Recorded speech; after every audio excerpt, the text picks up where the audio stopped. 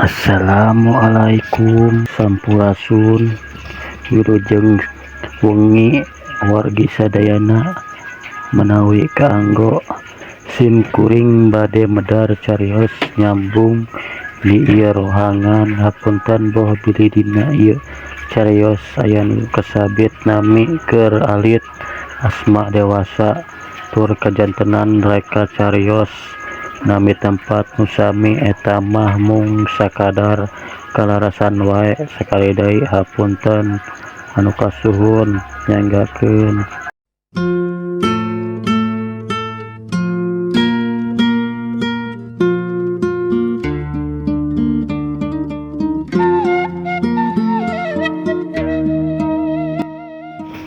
Teu karasa nyerelekna waktu geus nincak ka 3 mingguna bulan puasa. Anu tangtuna moal lila deui sakumna umat muslim bakal ngarayakeun poe kemenangan. Menang tina segala perang ngalawanan hawa nafsu sorangan. Dari setan mah geus nggoda di bulan puasa mah pan dirante cenah. Jadi lamun di bulan puasa mesti kana aya manusia nu milampah kamaksiatan jeung kadzaliman eta hartina lain dumasar tina pangajakna setan. Pancek setan teh kieu meureun korangah keur di borogod. Khususna urang lembur disangkan sararea geus mimiti 1000 popolah nyeun kadaharan pikeun mapag poe lebaran.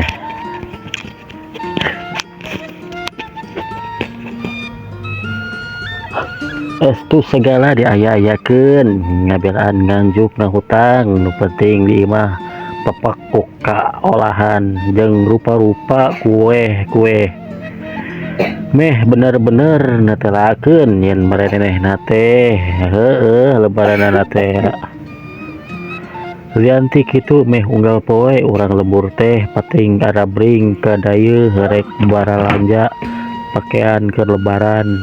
Geuning kitu kuduna cenah lebaran mah kudu make baju jeung celana nu anyar.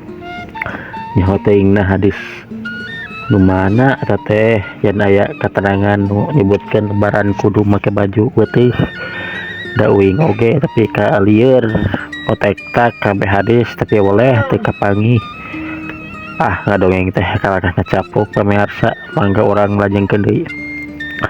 Ari pikeun suci jeung Ramdan mah jauh teuing kudu boga cita-cita mun lebaran kudu meuli baju teuh boro ayeuna geus taya indung bapa dalah ti heula ge keur araya keneh can kungsi suci jeung adina mah hari pangmeulikeun baju teuh unggal lebaran ge kukituna mah boro keur meuli baju atuh indungna keur waktu harita teh dalah keur nyumponan sangueun ge lain hal anu gampang.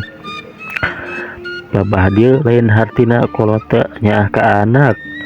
Nyaah kolot ka anak mah moal bisa dibandingkeun jeung sakabeh harta banda nu aya di ieu jagat. Geus ampir sababaraha kali lebaran suci can kungsi ganti pakaian ulah nyebutkeun tetanggana atawa RT RW da ka mana atawa teu aya pisan tulung tinulung jeung perhatianana.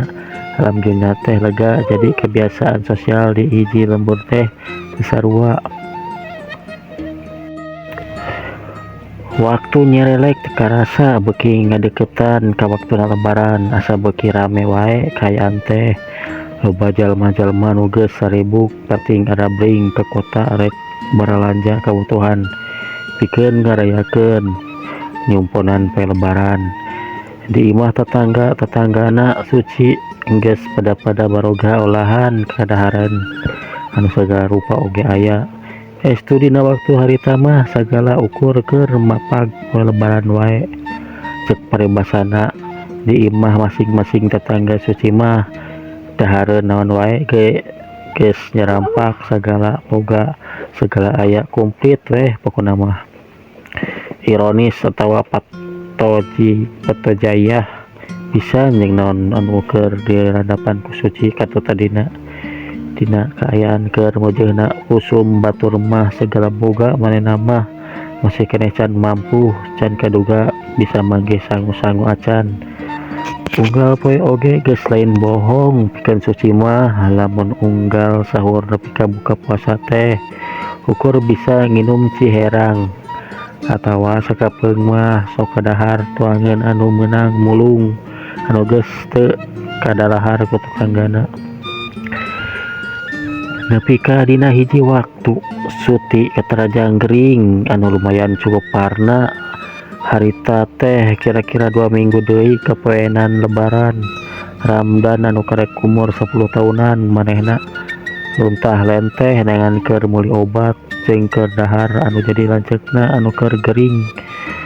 Tapi ngaranna oge ukur tanaga budak atuh boro ukur Ramdan sorangan panna ceukna oge sakitu hesena hayang menang dahareun atawa duit teh. Anu akhirna pisan mah Ramdan teh kalah nging we ceurik di sisi jalan rek balik tepog bawaeun ke lanceukna. Jabati kitu manehna sorangan oge beteungna geus teu puguh raksakeunana ti sahur nepikeun ka wanci liwat magrib teh teu meunang nanaon pisan rek nurutan jiga lanceukna mulung rongsok oge da kalah capena wae kur manggih sababaraha siki mah anu moal aya pangajenna lamun dijual oge. Ramdan teh terus we ceurik di jalan harita teh geus arang langka jelema anu ngaliwat puguh sarea oge keur baruka puasa apanan aya oge hiji-hijieun mobil anu ngaliwat tak taya nu miro saya ka manehna teh.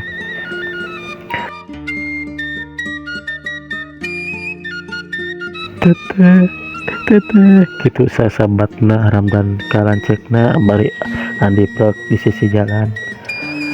Waktu nyerelek buki peuting akhirna mah jung we Ramdan teh nguniang nangtung manehna teu kuat ku lapar pikiranna are di imah mah aya cai-cai wae mah leumpangna jajarig jegan perbawa beuteung anu peurih jeung hate anu leuwih peurih deui.